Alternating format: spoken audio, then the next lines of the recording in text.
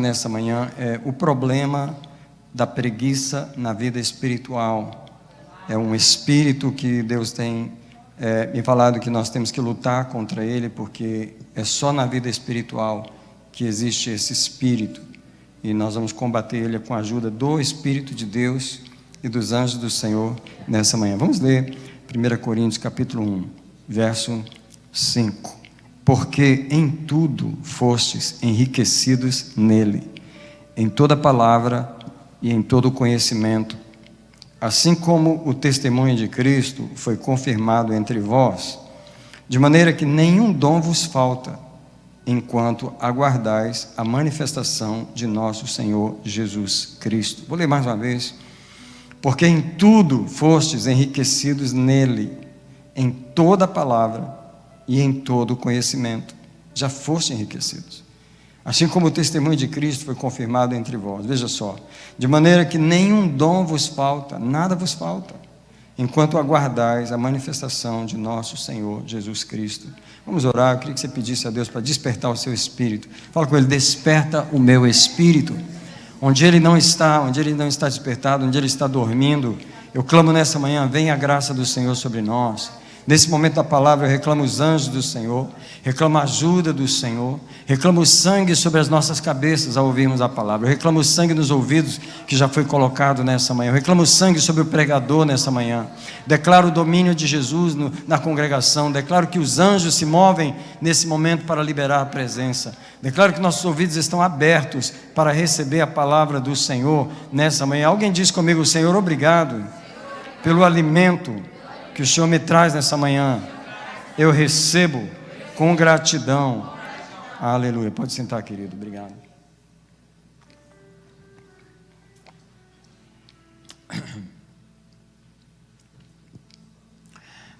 Louvado seja o nome de Jesus. Eu quero celebrar a oportunidade, mais uma vez, compartilhar a palavra do Deus eterno. Eu quero começar nessa manhã declarando que nós temos tudo em Cristo.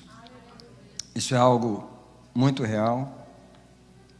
O texto que eu li fala que não nos falta dom algum, que nós temos tudo e que nós já fomos completamente enriquecidos nele, em Cristo. Essas declarações bíblicas me fascinam, porque são muitas vezes na Bíblia que a Bíblia diz que nós temos tudo. São muitas vezes, eu vou ler vários textos com você aqui nessa introdução. Essas declarações são verdadeiras, é da palavra de Deus. Ela está dizendo que nós já temos tudo, nós já temos tudo. Mas uma outra coisa que me fascina, infelizmente de forma negativa, é o fato de que, apesar de tudo isso ser nosso, e a Bíblia não mente porque ela está dizendo que já é nosso, nós não vivemos essas coisas. Nós não vivemos tudo o que Deus já disse que é nosso. Então eu queria caminhar rápido através de alguns textos com você para mostrar o que a Bíblia diz em outros lugares sobre o mesmo assunto. Eu acabei de ler 1 Coríntios 5 e verso 7. Eu vou só ler de novo e depois pedir para você abrir em Efésios capítulo 1. E aqui, mais uma vez, o texto que eu li diz: porque em tudo fostes enriquecidos nele, em toda palavra e em todo conhecimento. O verso 7 diz: de maneira que nenhum dom vos falta. Agora, em Efésios, no capítulo 1, no versículo 3, a palavra também diz: bendito seja o Deus e Pai de nosso Senhor Jesus Cristo, o qual nos abençoou no passado com todas as bênçãos espirituais nas regiões celestiais em Cristo. Mais um texto que confirma que a igreja já tem tudo. Nós já temos tudo. A pergunta é: por que não estamos vivendo esse tudo? Aqui está a responsabilidade da igreja, aqui está a responsabilidade do crente, aqui está o espírito da preguiça espiritual. Nós temos que mandar ele embora da nossa vida, nós temos que lutar contra ele, nós vamos expulsar ele mais uma vez essa manhã, nós vamos denunciar ele, rejeitar ele. Por quê? Porque nós temos tudo. Eu vou explicar como é que é esse ter tudo. E aí mesmo ainda no capítulo 2 de Efésios, versículo 6, faz uma das declarações mais poderosas da Bíblia, que eu não vejo às vezes muitos crentes vivendo isso, que é: ele nos fez, nos ressuscitou com ele e nos fez assentar nas regiões celestiais em Cristo Jesus. Quando você lê esse versículo, é preciso lembrar onde Jesus foi assentado e que lugar é esse que a gente está assentado com Ele. E em Colossenses, no capítulo 1,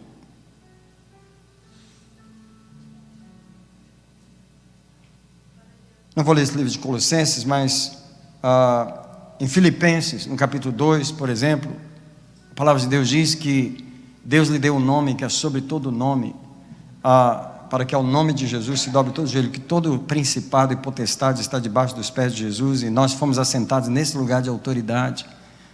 Se nós fomos colocados no mesmo lugar que Jesus foi, nós estamos acima de todo principado, nós estamos acima de toda potestade, nós estamos acima, porque se nós estamos assentados com Cristo no mesmo lugar que Ele está assentado, é lógico que nós estamos na mesma altura que Ele, mas eu não vejo a igreja agir e possuir e se posicionar dentro dessa postura do lugar onde nós fomos assentados. Então, andando um pouco mais para frente, na primeira carta de Pedro, que é perto do Apocalipse, um dos textos mais fortes sobre tudo que nós temos está aqui em 1 Pedro, capítulo 1, 2 Pedro, na verdade. 2 Pedro, no capítulo 1, o versículo 3 e o 4, 2 Pedro 1, 3, visto como o seu divino poder nos tem dado, já nos deu tudo o que diz respeito à vida e à piedade, no pleno conhecimento daquele que nos chamou. Já temos tudo, é isso que a palavra de Deus diz, no pleno conhecimento dele, pelas quais ele nos tem dado suas preciosas e grandíssimas promessas, já nos deu suas preciosas e grandíssimas promessas, para que por ela vos torneis participantes da natureza divina. Só nós podemos participar da natureza divina, somos carnais e podemos participar da natureza divina. Então, essas coisas são nossas em Cristo, porém, a preguiça espiritual, que é a preguiça só na área espiritual, ela impede a gente de tomar posse dessas coisas que Deus nos deu. Eu quero dizer que a preguiça é um demônio. Se alguém não sabia, fica sabendo que preguiça não é uma coisa, estou com tanta preguiça, cuidado, porque preguiça é um demônio, é um espírito, tá? E ele rouba a riqueza espiritual que nós temos pela atitude que ele gera na pessoa. O que a preguiça faz numa pessoa? Qual é a atitude que ela coloca na pessoa? É desleixo, negligência. Como que uma pessoa com preguiça age? É com moleza, é com o conforto da carne, na ociosidade da carne. Eu queria dizer para você que tem muitas pessoas nas igrejas do mundo inteiro que estão nos braços desse demônio. Eles são crentes, eles têm todas essas bênçãos que a gente ouviu a palavra de Deus dizer, mas eles estão nos braços desse espírito de preguiça espiritual. E a preguiça não deixa a pessoa trabalhar, tá? A preguiça não deixa a pessoa trabalhar nas coisas espirituais. Agora, as pessoas não estão com preguiça de fazer os seus trabalhos de casa, os seus trabalhos de profissão. Elas não estão, nem os seus trabalhos de construção. Elas não estão, mas a preguiça só vem na área espiritual. Só vem nas coisas de Deus. É um demônio que rouba a atitude que ela precisa ter nas coisas de Deus. Eu conheci um pastor que ele foi na casa de um homem e, ao visitar aquele homem, o homem levou ele no quintal da casa, era uma casa nova, e esse homem, ele era um bom carpinteiro, um bom pedreiro, ele era um bom de tudo. E ele começou a mostrar para o pastor que na próxima vez que o pastor fosse lá, o pastor ia ver uma construção que ele ia fazer no fundo. Olha, aqui vai ter uma churrasqueira. E ele mostrando para o pastor, o senhor está vendo isso aqui? Aqui vai ser uma piscina que eu vou construir. E aqui eu vou derrubar essas árvores, eu vou fazer um aterramento, e eu vou fazer um muro aqui. E ele começou a falar das construções que ele ia fazer, porque a casa já estava linda, ele já tinha feito uma coisa maravilhosa na casa. E enquanto aquele homem falava com o pastor, O Senhor falava com o pastor, e o Senhor falava com ele assim: você viu? Ele sabe fazer tudo, ele tem ânimo para fazer tudo. Você viu aí os planos que ele tem? Ele falou que quando você voltar aqui, tudo isso vai estar diferente. Só que ele não faz nada na vida espiritual. Ele é muito bom para trabalhar nessas coisas, mas ele é super, super preguiçoso na vida espiritual. Ele não levanta um dedo para lidar com a sua vida espiritual. Ele não tem vida de oração, ele não lê a Bíblia, ele não vai a cultos na igreja. Ele é completamente preguiçoso espiritual. Você vê que uma pessoa é muito diligente numa área, é muito esforçado numa área, está se dedicando muito numa área, mas completamente preguiçoso nessa área espiritual. Então, eu queria dizer que Deus nos colocou diante de uma fonte que é o Espírito Santo. No Efésios 5,18 ele diz: não vos embriagueis com vinho em que há contenda, mas enchei-vos do Espírito. Mas é uma fonte que nós não nos damos nem o trabalho de beber dela. Você já está diante da fonte. Sabe que Deus colocou a fonte na sua frente, e o espírito da preguiça não deixa a pessoa beber da fonte. É só o trabalho de beber, e ela não faz. Hoje Deus quer falar sobre o nosso trabalho em relação à nossa salvação. Sabe outra coisa que Deus fez? Em João 7,38, Jesus disse que aquele que crê em mim, de acordo com as Escrituras, do seu interior fluirão rios de água viva. Agora Deus botou a fonte dentro de nós. A fonte agora já não está nem mais fora. A fonte está dentro de nós, e nós não despertamos a fonte. Nós não despertamos a fonte que está dentro de nós, porque um espírito de preguiça luta contra a atitude da pessoa que tem essa fonte. Nós não nos damos ao trabalho de despertar a fonte. A fonte já está dentro de nós. Olhe para mim, eu sei que você já está olhando, mas Deus compartilhou comigo uma coisa que, quando eu estava vindo em oração e entregar a minha vida ao Senhor, Ele começou a me falar que existem três fontes na vida das pessoas. 3 fontes.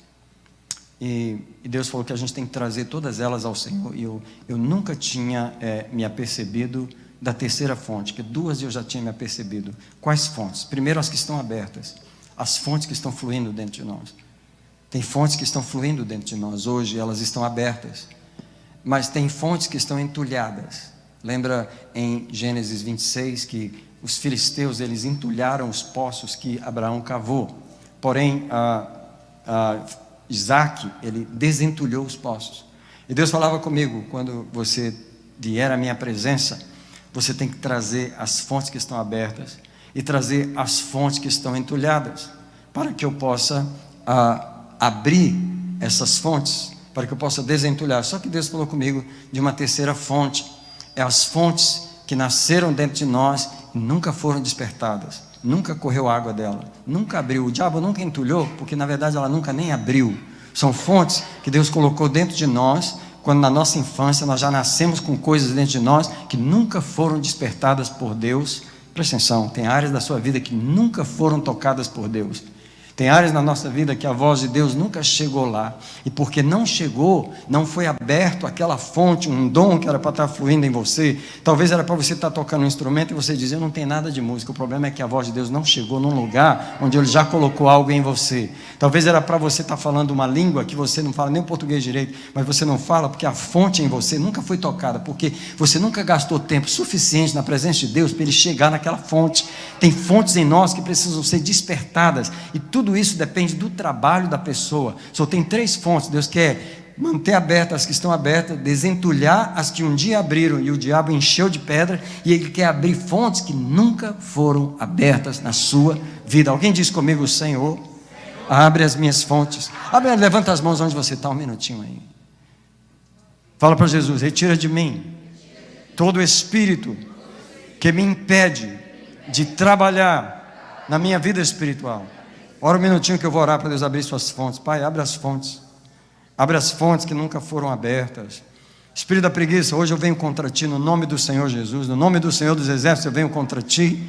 E eu declaro que os anjos do Senhor te arrancam desse lugar. Eu libero os anjos do Senhor para me ajudar nessa manhã, e eles guerreiam junto comigo. Espírito da preguiça, vai embora agora em nome de Jesus. Espírito da preguiça espiritual, você não atrapalha eles de trabalhar no comércio, não atrapalha eles de trabalhar no business, você só atrapalha eles de despertar as fontes espirituais que estão dentro deles. Vai embora agora em nome de Jesus. Solta a vida de oração, solta a vida da leitura, do jejum, do meditar, do dedicar-se ao Senhor, do trabalhar na igreja. Solta em nome de Jesus. Alguém diz: eu rejeito o espírito da preguiça. Alguém fala com Deus: eu rejeito o espírito da preguiça. Vai embora da minha vida, vai embora da minha vida, em nome do Senhor Jesus. Amém. Eu queria dizer que todas essas coisas que eu li da palavra nessa manhã, que elas nos são dadas em Cristo, em Efésios, em 2 Pedro, em Coríntios, tudo é nosso, tudo já nos foi dado por Ele. Tem um texto que eu não li, mas eu vou mencionar, é primeiro no livro de João, no capítulo 1, um dos versículos lá diz assim, que nós recebemos dele graça sobre graça. Só graça já era o suficiente, mas o texto ainda está dizendo que nós recebemos de Cristo graça sobre graça. Eu te pergunto, onde está essa graça? Se nós recebemos, onde está? Então, eu queria dizer que tudo isso nós recebemos como direito de propriedade. Eu queria que você orasse comigo, porque eu sinto um peso nessa manhã. Não sei se você está sentindo, mas eu sinto um peso nessa manhã. Peso, vai embora em nome de Jesus. Solta a atmosfera desse lugar em nome de Jesus. Anjos do Senhor, movem na atmosfera desse lugar. Todo sono, todo espírito de sono, vai embora. Tem gente que está até dormindo no culto nessa manhã. Vai embora em nome de Jesus. Você está lutando contra o sono aí, manda ele embora, manda ele embora. Nós estamos numa guerra aqui. Em nome do Senhor, eu libero a atmosfera da palavra nessa manhã. Eu queria dizer que tudo isso nós recebemos como direito de propriedade, isso é, em potencial, é um direito legal, é um direito posicional. É preciso entender isso, porque nós cantamos aquela música: tudo que Jesus conquistou na cruz é direito nosso, é nossa herança. Peraí, direito e herança é uma coisa que é só isso, é direito, é uma herança, mas para você ter aquilo, você tem que ir atrás daquilo, você tem que possuir uma herança, você tem que tomar o direito. Um direito é uma coisa que tem que ser apropriada. Um direito, uma herança legal, potencial, posicional, não é algo que se torna automático em nossa vida. O crente precisa entender isso. O crente precisa entender que as coisas que Deus nos deu têm que ser buscadas, senão não vai ser recebidas. Presta atenção, você tem o direito de ser ouvido, mas se você não falar, ninguém vai te ouvir. Você abre mão do direito quando fica calado. Escuta, você tem o direito de comer. Você está com fome, você tem o direito de comer, mas se você não sentar na mesa e não botar a comida na boca, seu direito vai para o buraco. Você tem o direito de dormir e descansar o seu corpo. A sua cama está te esperando, mas se você não for lá e não deitar nela e não puxar a coberta, você não vai dormir. Só porque uma coisa é direito, não quer dizer que vai acontecer na sua vida. Então tudo isso que a palavra de Deus nos diz que é nosso, tudo que Jesus conquistou na cruz é direito nosso, é nossa herança. Então vai atrás, ou então você não vai receber. Vai atrás, senão você não vai receber. Está vendo como que o espírito da preguiça rouba tudo? Ele não deixa a pessoa trabalhar pelo direito que ela tem. Agora deixa eu falar para você, existe uma diferença entre nós e o mundo. Sabe qual é a diferença? Nós temos o direito dessas coisas e não fazemos um esforço para nos apropriar delas, entendeu? O mundo às vezes não tem direito e eles às vezes se esforçam muito mais do que nós. Deixa eu mostrar para você como o mundo não tem direito nas coisas que nós temos, apenas em um verso, que é o Evangelho de João, capítulo 14, no versículo 17. Sempre que eu leio esse verso, eu vejo o privilégio da igreja, e eu vejo que o mundo não tem o privilégio, quando Jesus está falando que os discípulos vão receber o Espírito Santo, e ele está dizendo em João 14, verso 17, vou ler o verso 16, eu rogarei ao Pai, ele vos enviará o Consolador, para que esteja convosco para sempre, verso 17, a saber, o Espírito da verdade, o qual o mundo não pode receber. Agora a igreja pode receber e não busca. Gente, nós temos um direito que a gente não vai atrás. Nós temos o direito de ir atrás, porque nós vamos receber. Agora o mundo, por mais que ele faça esforço, eles nunca vão receber, porque eles não têm o direito, não importa quão esforço eles fizerem. Agora, um pouquinho de trabalho que a gente faz, a gente começa a receber as coisas de Deus. Agora diz comigo, tem um trabalho. Tem até para falar, está com preguiça, tem um trabalho. Irmão, a batalha hoje está dura, a batalha hoje está forte, estamos lutando contra um espírito terrível, o espírito da preguiça. Ele não deixa a gente se apossar, porque um pequeno esforço, você já percebeu que um pequeno jejum que a gente faz, Deus descancar a porta, não fez quase, o crente não fez quase nada. Às vezes, irmãos, eu estou fazendo um jejum e eu vou entregar o jejum, como estamos fazendo jejum, então todo dia a gente vai entregar o jejum, né? Então quando eu vou entregar um jejum, às vezes você pensa, né, que o seu jejum é uma coisa tão gigante. Quando eu falo para Deus, meu Deus, só porque eu passei algumas poucas horas sem comer, isso é uma coisa tão preciosa para o Senhor, isso é nada. O que é para um ser humano ficar algumas poucas horas sem comer? Isso é um esforço pequeno demais para Deus enviar anjos em seu favor, para Deus se mover em seu favor, para Deus se levantar do seu trono, do universo, para agir em meu favor, porque eu fiquei algumas poucas horas sem comer. Come on, church, isso é nada. O esforço que a gente faz é pequeno demais, e nem esse mínimo esforço as pessoas querem fazer.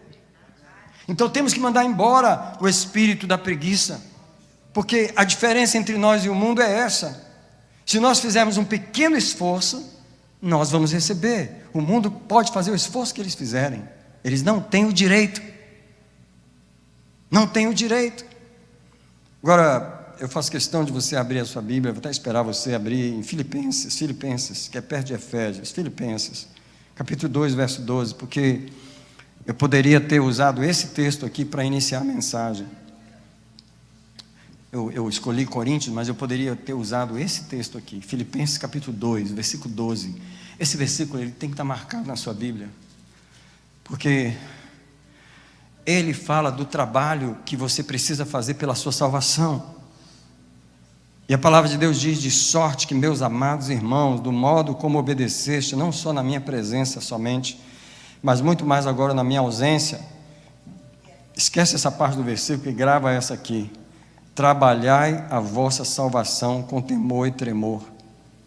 Trabalhai a vossa salvação. Alguém vai dizer assim: mas Deus já me deu a salvação e eu tenho que trabalhar nela? Você está lendo as palavras da Bíblia aí? Não foi eu que escrevi, está escrito aí: trabalhai a vossa salvação. Espírito da preguiça, eu te mando embora mais uma vez. Espírito da preguiça, vai embora mais uma vez em nome de Jesus. Você não deixa o crente trabalhar pelo ministério dele, você não deixa o crente trabalhar pelo chamado dele na vida dele, você só deixa ele sentar no banco e não fazer nada. Irmão, tem gente que é só sentar no banco. Eu estou falando com você que só senta no banco. Estou falando com você que só, estou falando com você, amado, que só senta no banco. Quantos anos, amado, você senta no banco? Amada do Senhor, amada querida, olha nos meus olhos aqui, querida de Jesus, olha para mim. Ô irmã querida, que não faz nada na igreja, que só senta no banco, você nem vem em todos os cultos da igreja, você nem vem, querida, você não sabe o que é trabalhar pela sua salvação, querida. Ô amado, você que senta no banco e come essas mensagens maravilhosas, mas você não faz nada, querido, você não levanta uma palha, como alguém diz. O espírito da preguiça, amado, te amarra. Eu não sei onde ele está te amarrando, eu não sei onde ele está te prendendo, amado, mas ele não deixa você trabalhar pela sua salvação, ele não deixa você se mover. Mas a palavra de Deus está dizendo: trabalhai pela vossa salvação com temor e tremor. Eu sempre falo para os obreiros nas reuniões de obreiros a mesma palavra que Paulo falou para Timóteo: cuida do teu ministério. Eu não vou cuidar do seu ministério. Eu, pastor, não estou aqui para cuidar do seu ministério, eu cuido do meu, você cuida do seu. Tem obreiro que não move a palha pelo ministério dele, tem obreiro que não move uma palha pelo seu ministério. Onde é que você acha que vai receber alguma recompensa de Deus? Você só senta no banco e come, domingo após domingo. Você só senta no banco e bebe a água, mas você não faz nada. Tem um espírito te prendendo, te amarrando. É hora de você dizer basta. É hora de você dizer chega. É hora de você dizer chega de eu ficar preso, sentado, sem fazer nada. É hora de você se revoltar contra o espírito da preguiça. É hora de você trabalhar a sua salvação. Agora, como é que se trabalha a salvação? No quarto de oração, é o primeiro lugar, que é o lugar onde a gente enfrenta a maior dificuldade.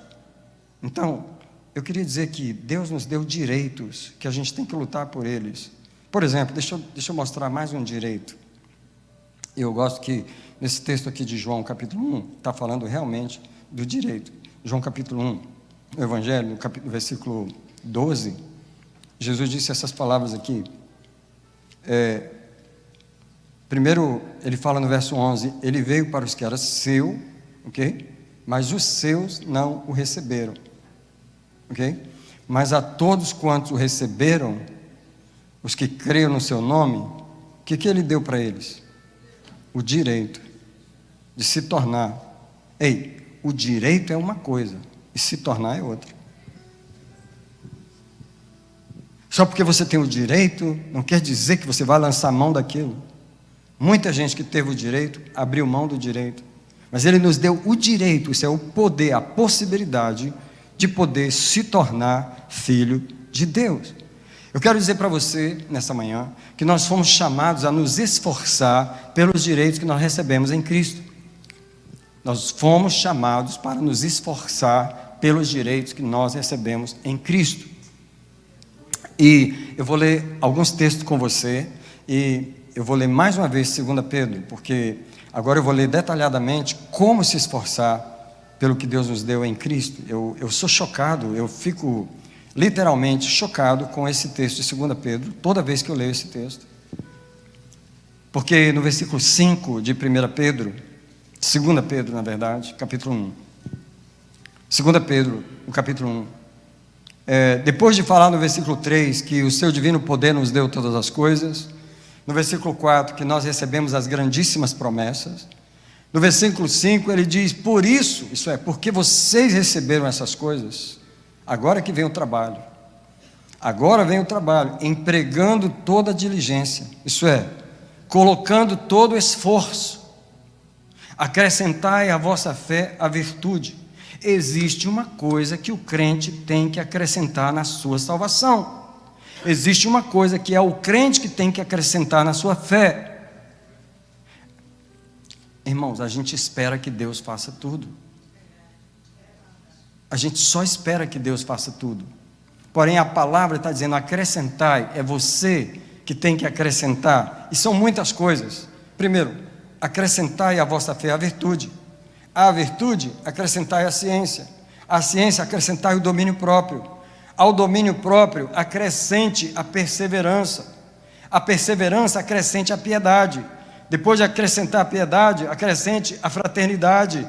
Depois de acrescentar a fraternidade, acrescente o amor. Alguém diz comigo, nós temos muito trabalho para fazer. Pelo amor de Deus, gente, pelo amor de Deus, como é que você lê um texto desse e você não vê a responsabilidade que a gente tem que trabalhar a nossa salvação? Com temor e tremor, o que você faz pela sua salvação? Mais uma vez, o Espírito Santo está ficando nervoso em mim. Se ele fica nervoso, ele fica.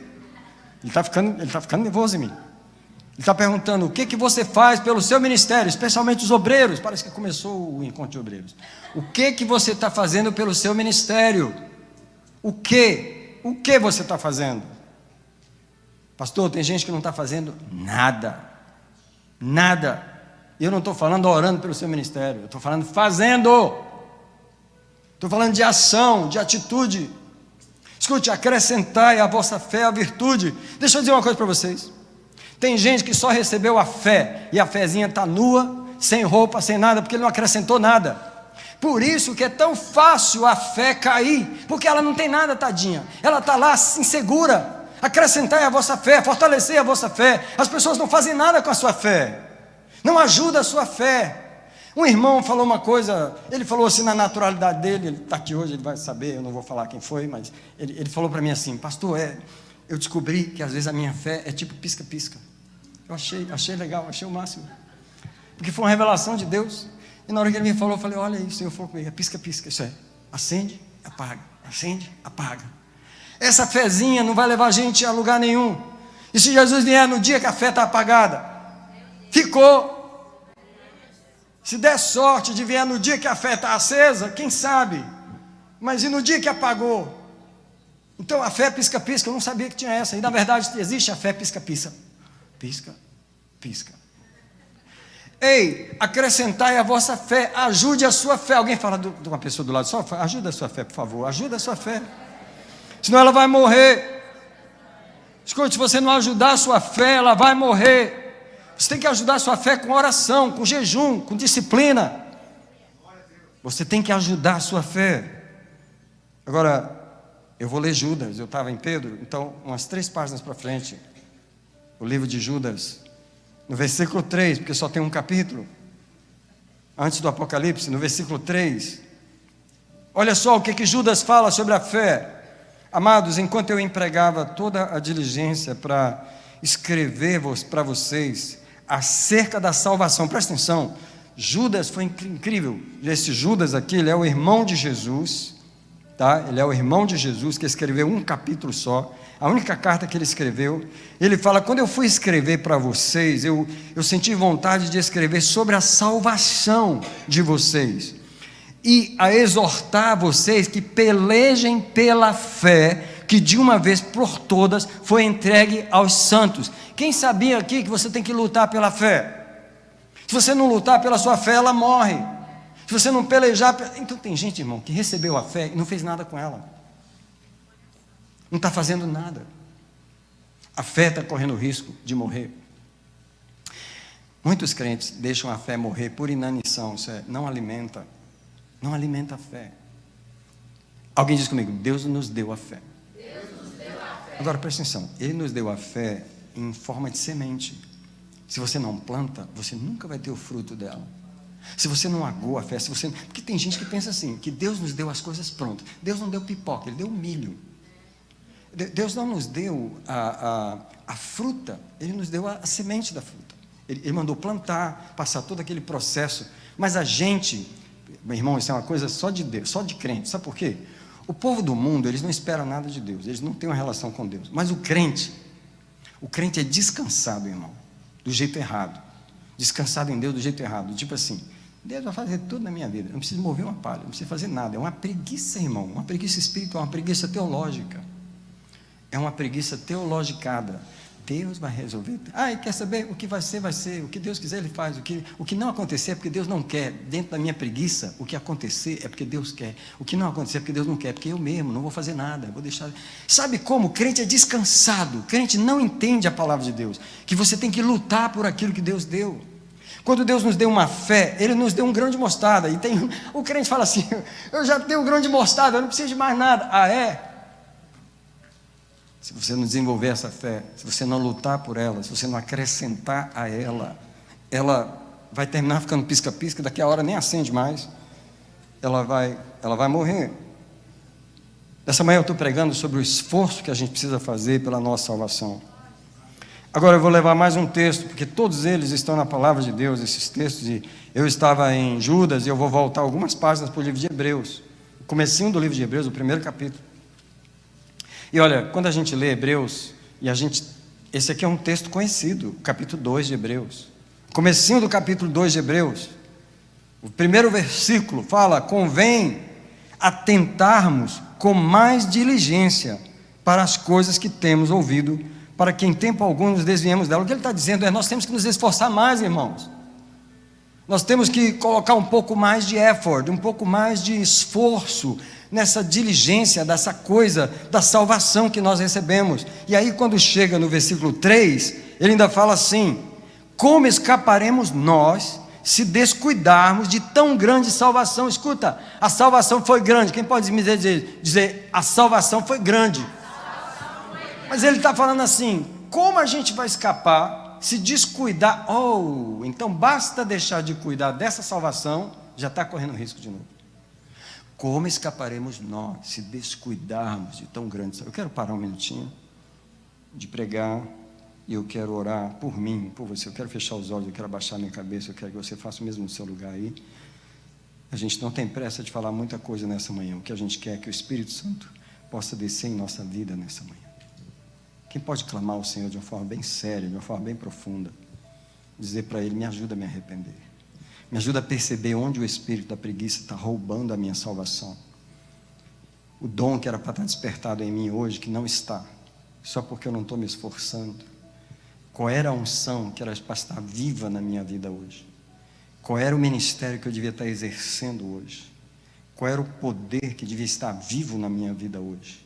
Eu recebi essa salvação, eu recebi essas promessas, eu recebi esses direitos, mas eu não estou exercitando essas coisas. Eu estou preso em algum lugar, eu estou amarrado em algum lugar, eu estou parado em algum lugar, tem um espírito me prendendo em algum lugar, eu não consigo sentir essas coisas, eu não consigo me apossar delas. Eu libero as cadeias agora, eu proclamo que os anjos do Senhor saem cortando cadeias nesse momento, sai cortando amarras nesse momento, sai desligando a alma do espírito da preguiça. Espírito da preguiça, mais uma vez eu te ordeno, solta a alma do crente, solta os pensamentos dele, solta os sentimentos dele.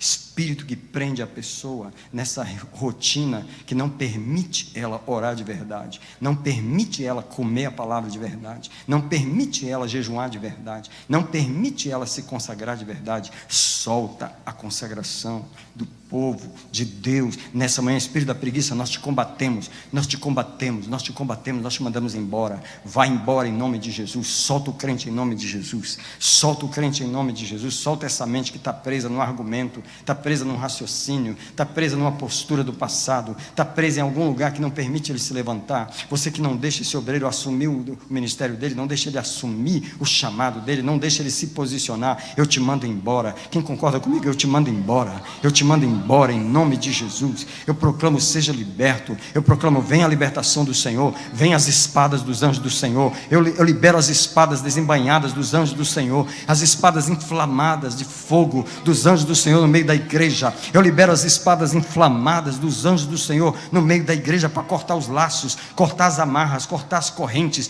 cortar as cadeias, cortar as cordas que prendem as almas, que prendem a mente. Solta a mente do povo, solta a mente do povo, libera a mente do povo. Espírito da preguiça, vai pegando tua malinha, vai saindo pela porta do fundo, vai, pega a tua malinha, vai embora, pega teus apetrechos, vai embora, solta a igreja, porque a igreja vai se levantar, a igreja vai se posicionar, a igreja vai se posicionar, a igreja vai trabalhar pela sua salvação, a igreja vai lutar pela sua fé, a igreja vai lutar pela unção que está na sua cabeça, a igreja vai se revestir das armas, a igreja vai se posicionar. Há um exército nesse lugar, não de gente preguiçosa, mas de gente poderosa. Há um exército de gente poderosa nesse lugar, há um exército de gente trabalhadora nesse lugar. Eu proclamo, eu profetizo, eu libero. Há um exército de gente trabalhadora, que trabalha pela sua salvação, que trabalha pela sua fé. Eu libero essa unção na tua cabeça, eu libero no teu coração, eu libero no teu espírito, em nome do Senhor Jesus, em nome do Senhor Jesus, em nome do Senhor Jesus. Te declaro liberto nessa manhã, te declaro livre nessa manhã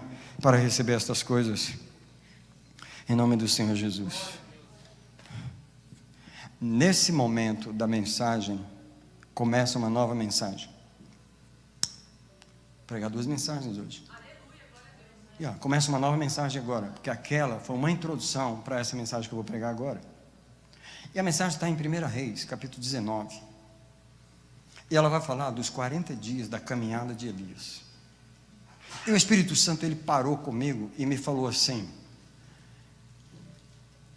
prega sobre os 40 dias da caminhada de Elias. Prega sobre os 40 dias da caminhada de Elias. Em 1 Reis, no capítulo 19, que foi quando Elias fugiu de Jezabel, teve um momento em que ele estava deprimido. Isso está no versículo 4.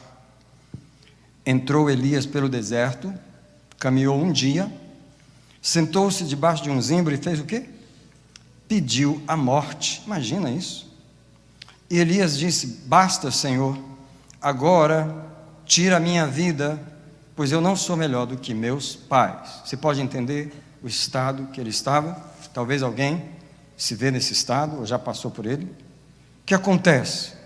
Deitando-se debaixo do zimbro, ele dormiu. Olha só. Mas eis que um anjo o tocou e lhe disse: levanta-te e come. Ele olhou, e eis que na sua cabeceira estava um pão cozido sobre as brasas e uma botija de água. Gente, Deus faz lanchinho para o seu povo. Sério, gente, isso aqui está na Bíblia. Isso aqui está na Bíblia. É incrível que Elias foi uma pessoa tão especial, que ele comeu uma carne trazida por corvos, e era uma carne saudável, a melhor carne que aqueles corvos foram encontrar, e eles trouxeram para Elias, e Elias bebia do ribeiro. Elias comeu carne, mas aqui Elias vai se alimentar de um anjo que trouxe pão e trouxe água. O anjo do Senhor veio pela segunda vez, porque sabe que Elias comeu e dormiu. Gente, que coisa boa, hein? Comer e dormir. E aí, o anjo do Senhor veio pela segunda vez, e olha, o anjo disse a mesma coisa: levanta e come. Incrível que o anjo pediu para Elias comer 2 vezes. Você precisa prestar atenção nessa palavra, porque ela vai te sacudir nessa manhã. Ela vai sacudir você. Ele comeu 2 vezes, e a razão que ele comeu 2 vezes está no resto do versículo. Porque demasiado longa será a tua viagem. Ah, crente, se prepara aí, se prepara. Se prepara, porque Deus está olhando nos teus olhos nessa manhã e está dizendo para você e para mim: tem uma caminhada diante de você. A caminhada é 40 dias e 40 noites. E você só vai comer agora. Ai, ai, ai. Está comendo? Então come mesmo. Come de novo. Vai, levanta, come de novo. Porque tu vai comer só agora. Tu não vai comer durante a caminhada. Porém, tu vai ter que caminhar. Tu vai ter que caminhar a caminhada inteira. Então aproveita e come essa comida, porque eu estou te deixando comer 2 vezes, porque tu vai ter que fazer um trabalho que tu vais ter que fazer, não vai poder ter preguiça no meio da caminhada. Tu vai ter que caminhar os 40 dias e as 40 noites. Come on, church. Vocês vão ouvir Deus falar com vocês agora. Elias estava depressivo, e Deus manda ele se alimentar. E sabe, mandou alimentar porque a caminhada era longa. Mas eu quero dizer para você que o preguiçoso, ele não vê assim. Ele come, bebe e vai assistir televisão. Ele não pensa numa caminhada. Ele come do bom e do melhor e volta a dormir. Mas Deus sabe que ele tem uma longa caminhada na presença dele. Às vezes ele come e bebe e apenas senta no banco da igreja. Tem muitas pessoas enganadas nos bancos das igrejas, que só pensam em comer do melhor das mensagens que são pregadas e nunca se sacrificam para buscar Deus em casa. Porque a caminhada é pessoal. Ninguém caminhou com Elias. Elias não tinha Eliseu. Elias não teve ninguém com ele naquela caminhada. Era uma caminhada solitária. Não foi 4 dias, foi 40. Não é fácil caminhar 40 dias sozinho. Outra coisa, Deus não falou nada no meio do caminho. Deus não mandou anjo botar comida para ele. Ele teve que fazer a caminhada sozinho até o final dos 40 dias.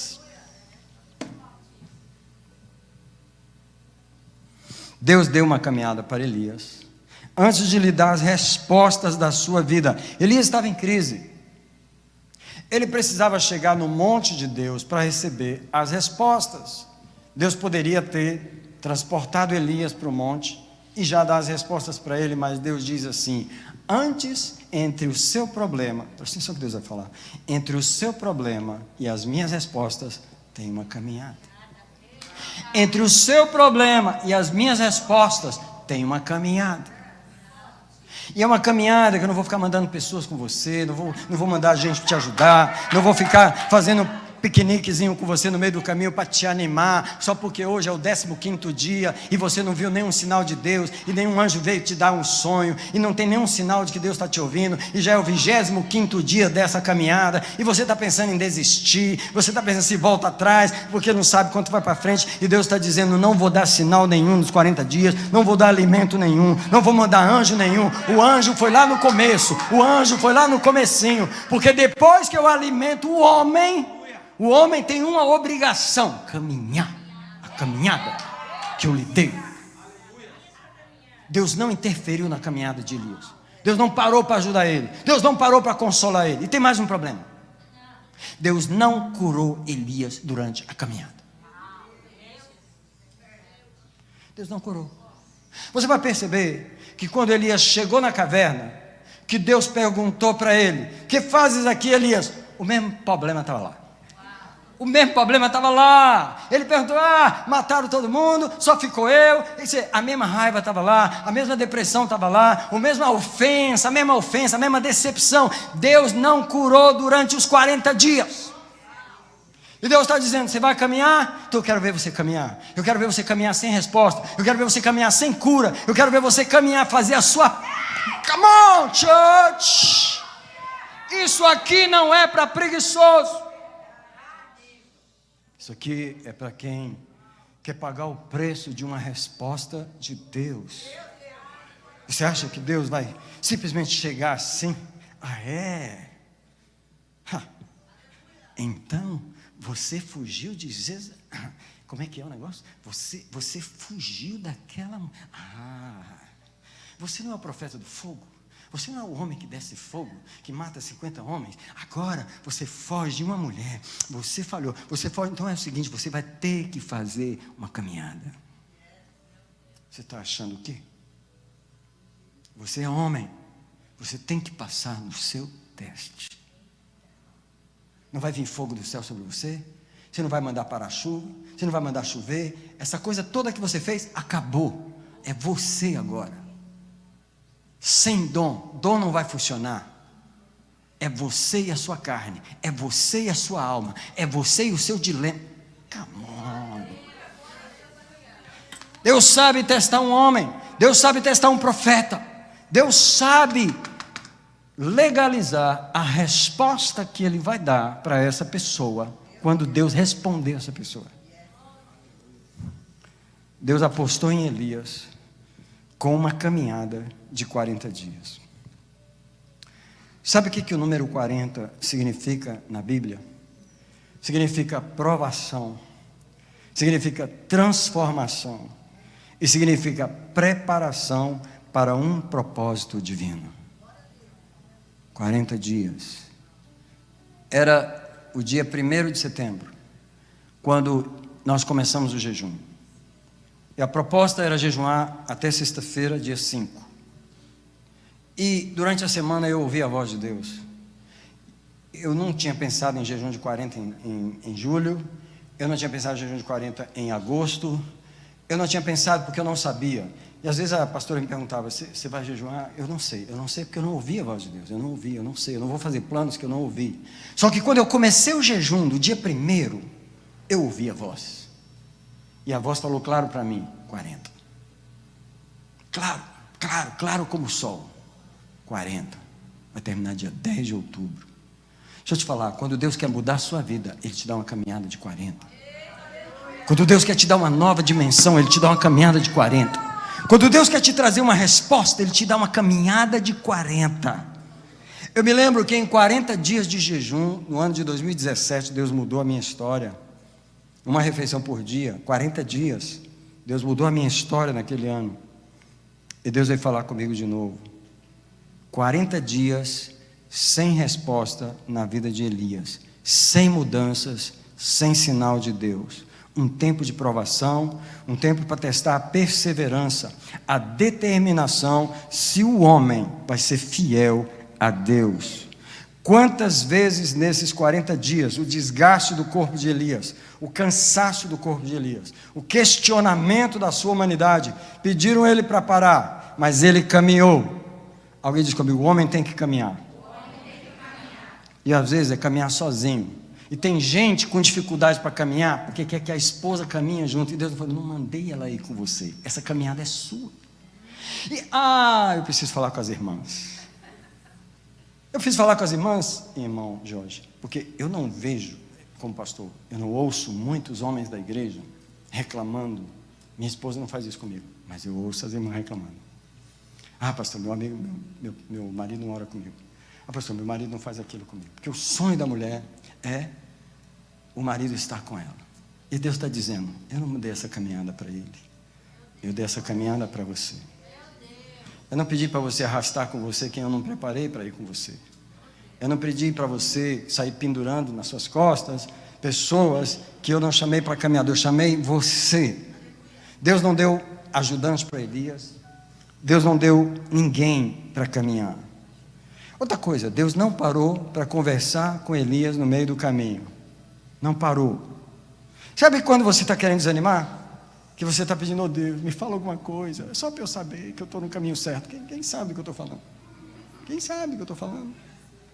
Oh Deus, fala alguma coisa. Um sonho só, tá bom.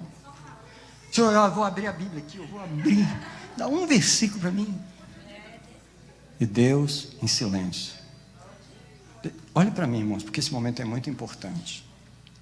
Eu me lembro que 40 dias antes do meu casamento, 40 dias antes do meu casamento, eu fui para o prédio da igreja onde a gente estava, mas eu ia para lá à meia-noite, eu saía de lá às 6 horas da manhã, eu dormia lá, eu vi o sol amanhecer naquela igreja muitas vezes, porque eu queria que Deus quebrasse o silêncio.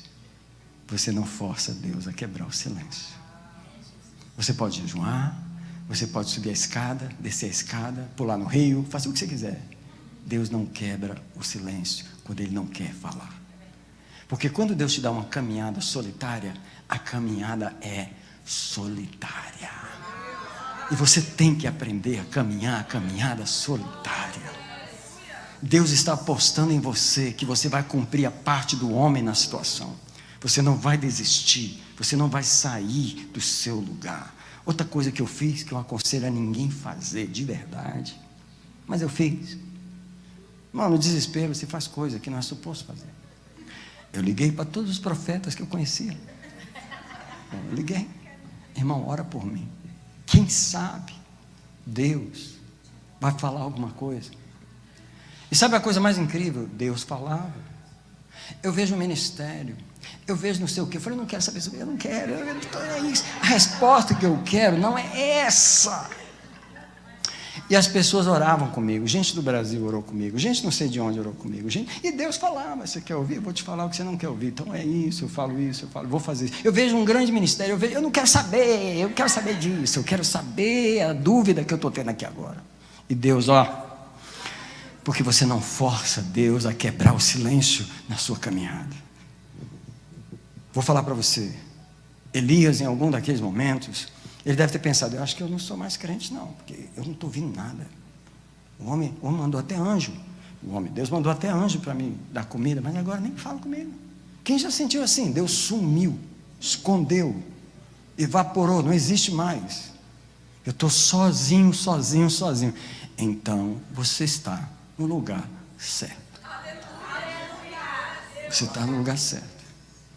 Você está fazendo a caminhada de Elias. Alguém diz comigo, a caminhada de Elias. Sabe por quê? As pessoas só pregam que Elias derrubou o fogo e ele correu de Jezabel. Aí depois só prega que ele estava na caverna. Mas alguém já viu uma pregação só sobre os 40 dias? Pois Deus mandou pregar hoje. E Deus falou, não foi uma caminhada fácil para Elias. Foi apenas uma ordem, caminha. A exigência de Deus para um homem, você está apto para isso? Uma caminhada de solidão, de obrigação, de trabalho humano para você cumprir a sua parte. E aí, eu não sei se você se lembra que quando Moisés estava, já estou terminando, Moisés estava diante do Mar Vermelho e aflito, e o povo atrás dele, e às vezes você quer que Deus intervenha. Qual foi a única palavra que Deus falou com Moisés? Diga ao povo que marche. Eu não quero saber o que vocês estão reclamando, eu quero é que vocês caminhem. Para de reclamar e caminha. Porque se você caminhar todos os passos que eu te dei, eu já botei a minha resposta lá. Você só tem que chegar lá. Eu tenho que te fazer chegar no lugar da resposta. Alguém diz glória a Deus. Sabe por que esse glória a Deus? Eu vou te falar por que esse glória a Deus. Porque Elias caminhou os 40 dias. Eu vou ler o versículo com você. Tá? Versículo 8, levantou-se, comeu e bebeu, e com a força desse alimento caminhou 40 dias e 40 noites até o monte de Deus. Chegou ali, ele entrou numa caverna e passou a noite. Elias caminhou os seus 40 dias. Como eu disse, ele chegou com os mesmos questionamentos, as mesmas doenças, tá? Ele entrou na caverna sem ser curado. Só que ele tinha uma vantagem. Qual era? Qual era a vantagem que Elias tem agora? Quem pode me dizer qual era? ele já tinha terminado a sua caminhada. Eu estava em oração essa semana, quando Deus falou comigo: quando o homem termina a sua caminhada, eu tenho que agir. Quando o homem termina, quando ele dá o último passo que ele tem que dar, eu tenho que agir. Come on, church. Alguém tem que celebrar a Deus. Ei! Alguém tem que adorar a Deus, porque Ele faz contratos com o homem e Ele é fiel. Ele é fiel. Quando você chega no último passo, Ele fala: você chegou, eu cheguei também. Eu cheguei também. Come on, church. Estou falando de um Deus que não ignora a caminhada do homem. Não ignora, não ignora. Era para você ficar 10 anos nessa situação. Passou os 10 anos? Cheguei, eu já cheguei. Era para você ficar 20 anos nessa situação. Era meu plano você ficar 20 anos. Era uma caminhada que eu te dei. Abraão, é para você esperar 25. Eu só não vou te falar, porque tu vai desanimar. Eu não vou te falar, mas é 25 anos. Mas na hora que os 25 anos terminar, tua mulher pode estar velha do jeito que ela tiver. Eu vou fazer ela ter um filho. O homem precisa entender que o homem precisa terminar a sua jornada. Deus não vai responder antes, porque não seria justo Deus fazer.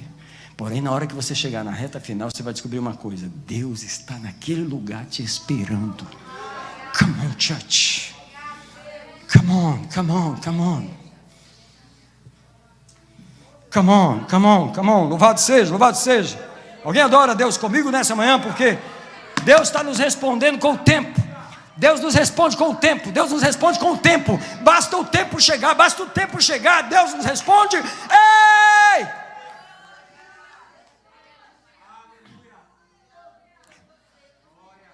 Deus nos responde no tempo.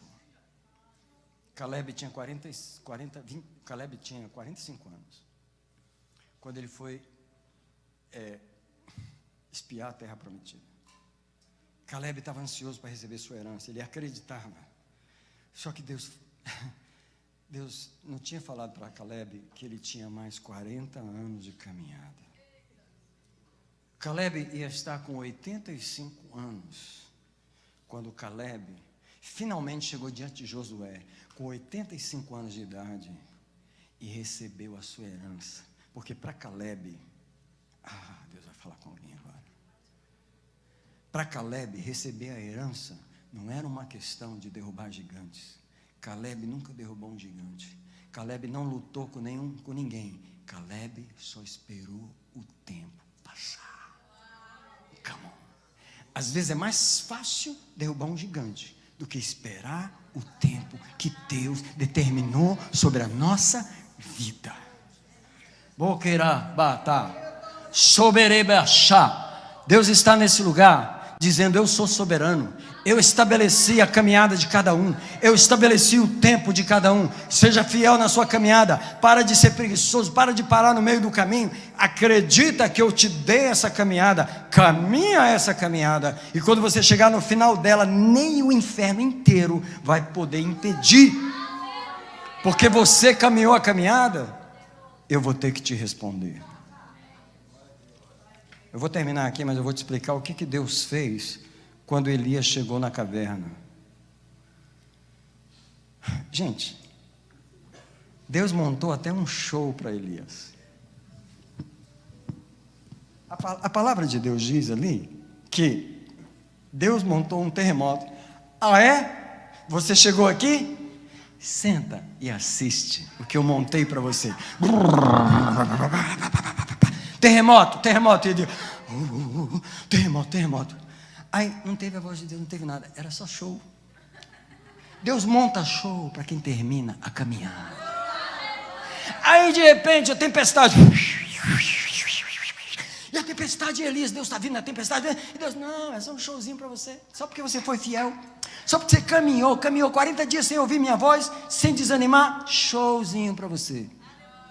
Aí Elias, que é muito acostumado com fogo, lá vem o fogo, queimando. Ele está no fogo, porque eu sei que ele fala comigo no fogo. É no fogo que ele vai falar. E Deus, não, só um show para você. Eu falo para vocês nessa manhã, Deus monta show para quem espera nele.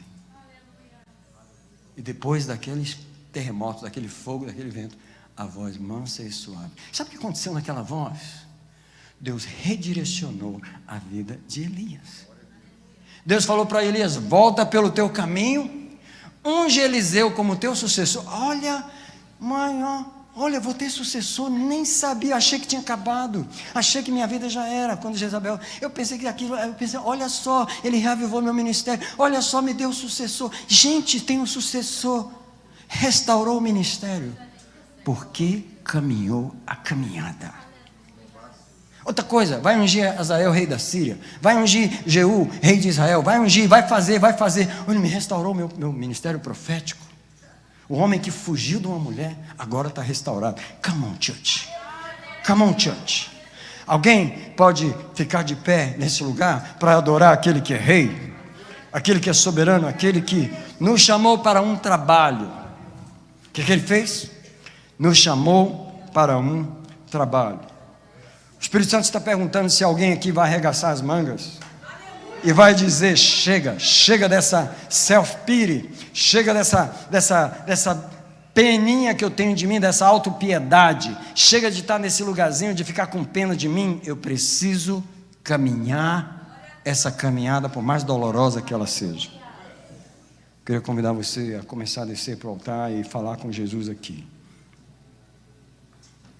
Falar com Jesus aqui nesse lugar. Sabe por quê? A sua caminhada é o seu trabalho. A sua caminhada é o seu trabalho.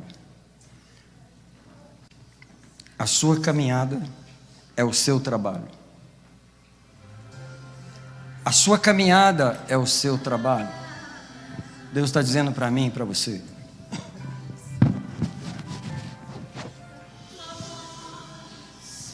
quem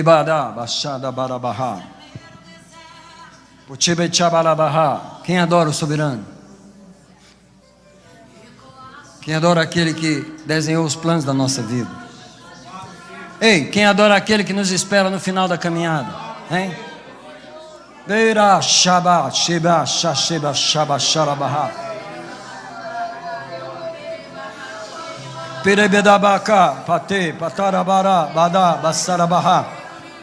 Há um Deus nos esperando no final de uma jornada.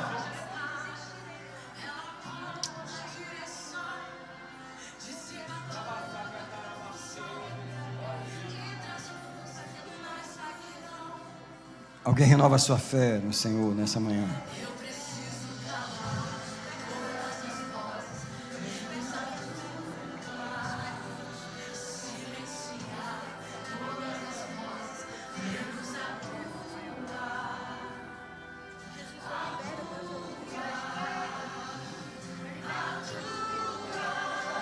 A voz de Deus está dizendo: caminha, caminha, caminha.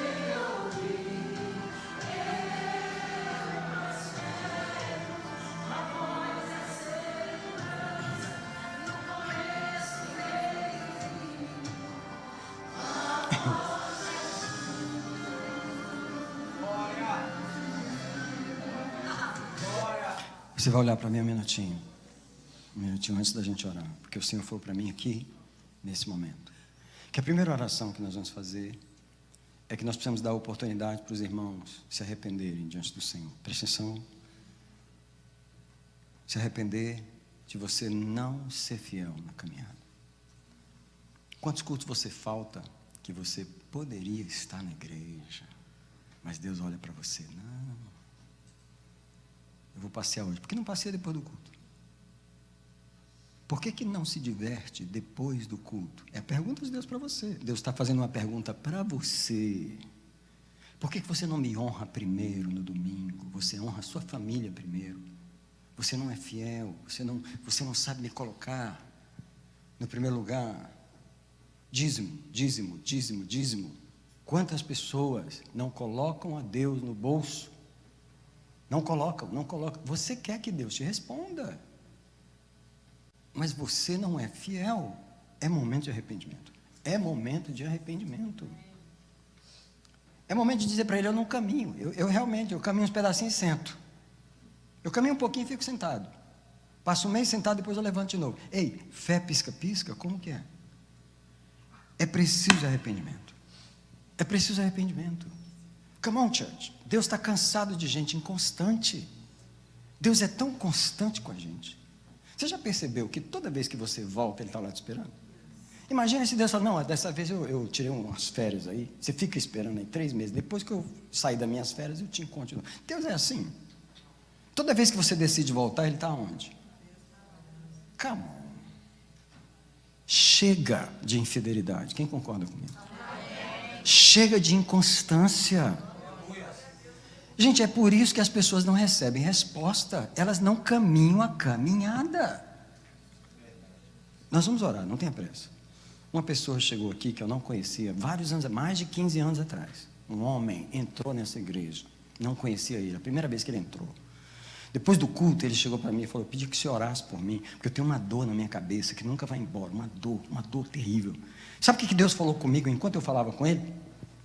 Porque é o seguinte, a pessoa está falando com você, mas Deus também está. Entendeu? E Deus falou para mim assim: fala para ele que se ele vier no culto 4 domingos, eu vou curar ele. Foi o único que ele veio. Porque as pessoas não sabem fazer contrato com Deus. As pessoas não sabem fazer caminhada com Deus. Deus gostaria até de caminhar com a gente, mas nós não estamos prontos. 40 dias eu vou com você no meio da solidão, mas eu não estou pronto. No 5º dia eu vou desistir. Deus já sabe. Mãos ao Senhor, um minutinho, por favor. Mano, mãos ao Senhor. Nós vamos entregar a desistência, a infidelidade, a inconstância, a essa fé pisca-pisca. É momento de arrependimento. Nós vamos fazer outras orações, mas essa é a primeira. A primeira é: Senhor, me perdoa por não estar em condição de fazer uma caminhada com você. Eu quero até caminhar contigo, mas eu não tenho caminhado contigo, Senhor. Eu começo e paro. Eu começo a ler a Bíblia e paro. Eu começo a orar e paro. Eu começo a jejuar e paro. Eu começo a limpar a igreja e paro. Eu começo a fazer aquilo e paro. Eu sou uma pessoa que para. Toda hora para. Senhor, eu nunca termino uma caminhada. É por isso que você nunca me responde. É porque eu nunca termino uma caminhada. Espírito da desistência vai embora. Espírito da infidelidade vai embora. Nós nos arrependemos dessa obra. Nós nos arrependemos dessa infidelidade. Espírito da infidelidade vai embora. Deus é um Deus constante. Deus é um Deus fiel. Ele vai estar no final de cada caminhada, mas o homem tem que caminhar. Eu te abençoo agora. Vai orando aí que eu te abençoo agora. Eu te abençoo agora com o espírito de fidelidade. O espírito de fidelidade, Pai, desce sobre nós nessa manhã. Com o espírito de fidelidade, um espírito de constância, um espírito de perseverança. Fala para Deus: pode contar comigo, Deus. Eu vou caminhar com você, eu vou caminhar com você. Deus, eu vou caminhar contigo, eu vou. Você pode contar comigo. Se é 10 dias, eu vou caminhar 10 dias. Se é 20 dias, eu vou caminhar 20 dias. Se é 20 anos, eu vou caminhar 20 anos, Deus. Você sabe que vai poder contar comigo. Eu vou ser fiel. Eu vou ser fiel agora. Eu vou ser fiel, eu vou caminhar até o fim. Come on, church. Estamos diante de um Deus sério, de um Deus real, de um Deus verdadeiro. Ele nos encontra no final, na linha de chegada. Ele está lá nos esperando. Mas o homem precisa chegar lá. O homem precisa chegar lá. Toda preguiça vai embora. Toda preguiça vai embora. Espírito de preguiça vai embora em nome de Jesus. Eu te libero da infidelidade. Eu te libero da inconstância. Eu te libero dessa coisa de começar e parar. Eu te libero em nome de Jesus. Faz um jejum por você. Coloca a tua vida em oração e diz: Deus, me tira dessa inconstância. Em nome do Senhor Jesus. Em nome do Senhor Jesus. Em nome do Senhor Jesus. Em nome do Senhor. Alguém olha para mim um minutinho. Me olha para mim um minutinho. Vou compartilhar algo com vocês nessa manhã. Esse ano de 2025 é o ano que eu estou vivendo o meu 60º ano. Vou dar uma pausa aqui. Em março de 2026 eu vou completar. Isso é, eu já estou com 59 anos e meio. Eu vou completar 60 anos. Você sabe o que Deus fez? Deus esperou eu chegar no meu ano 60 para Ele poder realizar algumas coisas que Ele começou a realizar nesse verão. E Deus falou para mim assim: eu esperei 60 anos da sua vida para poder fazer o que eu estou fazendo agora. Vou dar uma notícia para vocês aqui hoje. Uma das coisas que Deus vem esperando da minha vida há muito tempo são os livros que Ele me mandou escrever.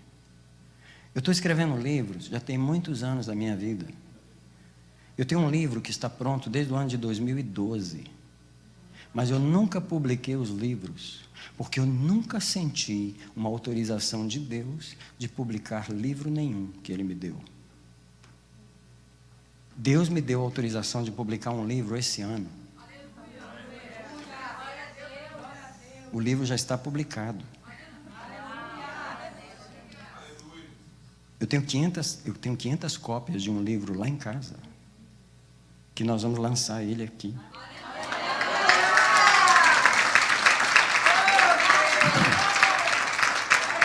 Escuta, eu estou vendo o primeiro livro que Deus me deu. Eu estou lendo o meu primeiro livro. Ontem eu estava lendo o meu primeiro livro. Eu estava lendo ele em inglês, porque ele já está em inglês e português.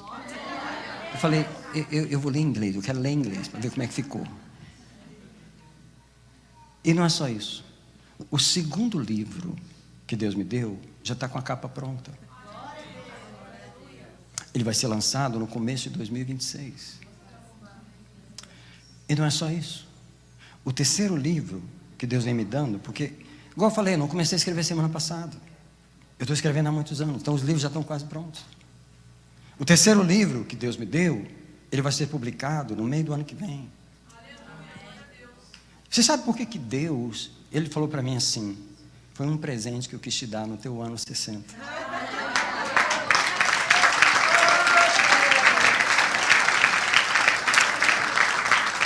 Agora só um pouquinho, porque essa lição é importante para nós.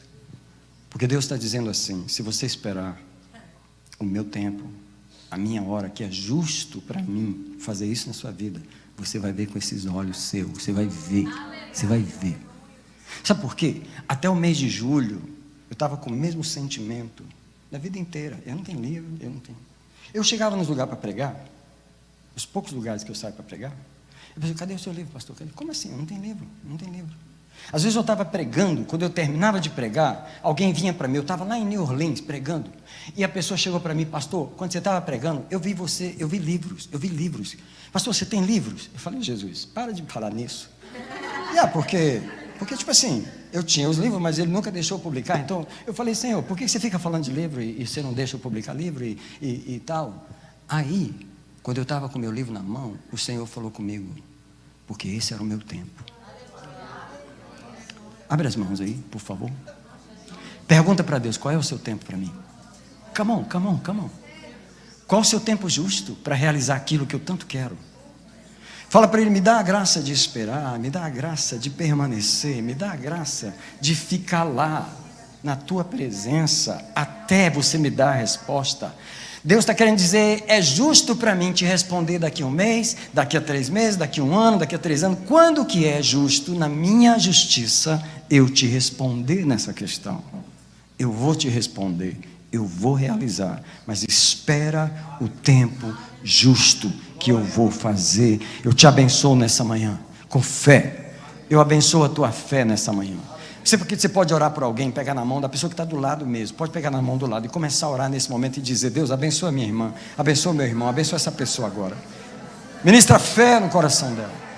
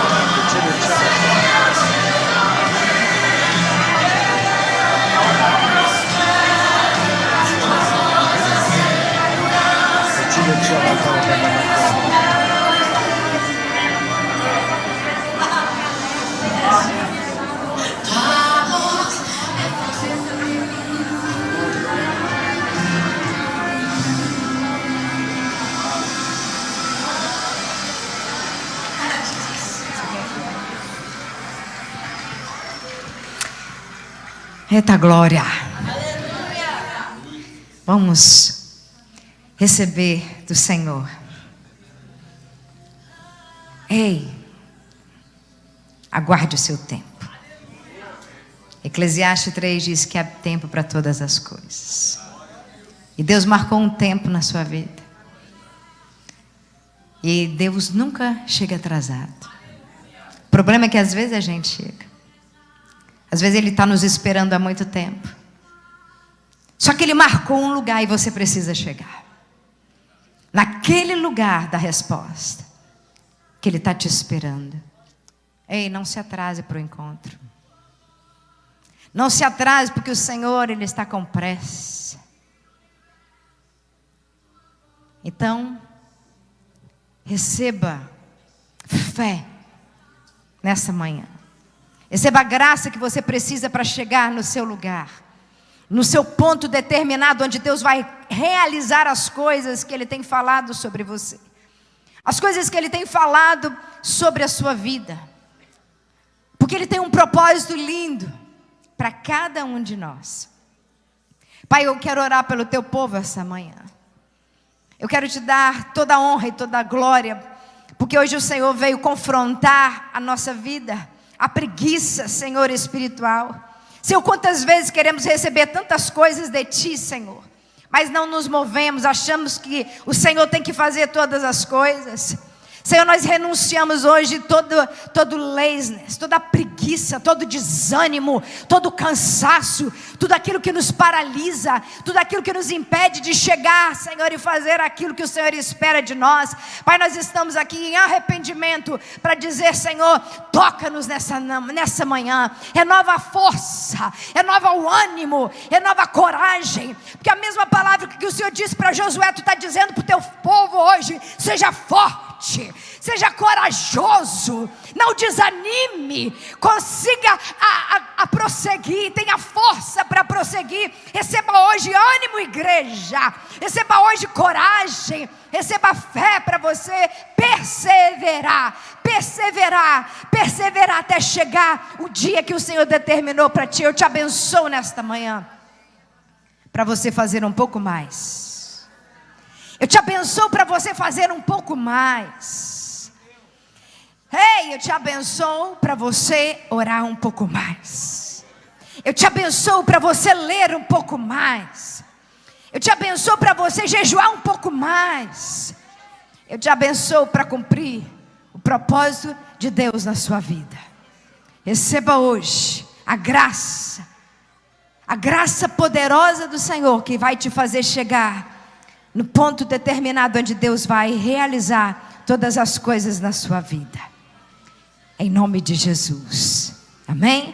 Que a graça do nosso Senhor Jesus Cristo, que o amor de Deus, o eterno Pai, e as eternas consolações do Espírito Santo sejam convosco agora e até a volta de Jesus. Amém? Deixa eu ministrar sobre você, que você vai estar escondido, invisível, debaixo do sangue de Jesus.